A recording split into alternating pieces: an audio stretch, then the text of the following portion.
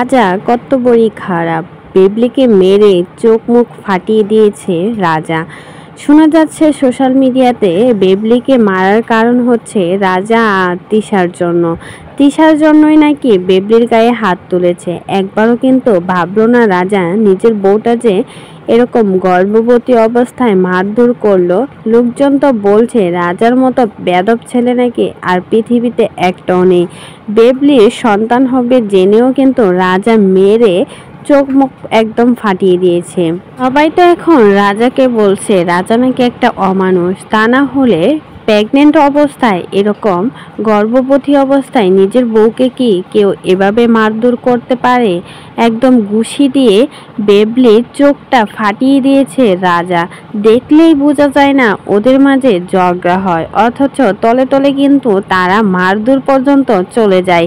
সবাই তো বলছে আখিকে তাড়িয়েছে, এভাবে মেরে নাকি আখিকে তাড়িয়েছে। এখন বেবলিকে তাড়িয়ে তিশার সাথে সংসার করতে চাচ্ছে রাজা, সেজন্যই নাকি মারধর করেছে রাজা বেবলির উপর।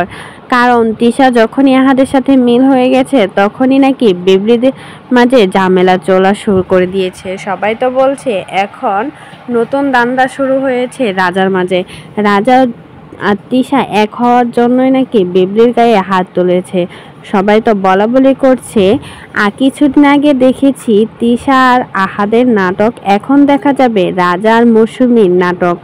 এদের সংসারটাও হয়তোবা আর টিকে থাকবে না। আখিকে যেভাবে তাড়িয়েছিল হয়তোবা রাজা ফন্দি করে এখন বেবলিকেও তাড়াতে চাচ্ছে। দেখা যাচ্ছে পাশের বাসার কুট্টি বাবির সাথেও ওদের অনেক ভালো সম্পর্ক, অনেক ভালো মিল, হয়তোবা কোনো একটা সমস্যা হয়েছে, তাই তো বেবলিকে এভাবে মেরে চোখ মুখ একদম ফাটিয়ে দিয়েছে।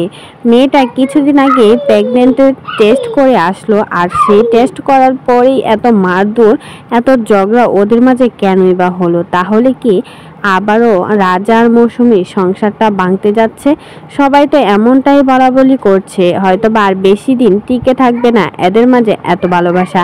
আহাত তিশার ভালোবাসা দেখেও তিশা এত বেশি অহংকার করেছিল, বলেছিল আহাত নাকি কখনোই তিশাকে ছাড়া কোনো মেয়ের সাথে কোনো কথা বলা তো দূরের কথা, কোনো কিছুই করবে না। শেষমেশ আহাতও বুঝিয়ে দিয়েছে তিশাকে যে ভালোবাসে না।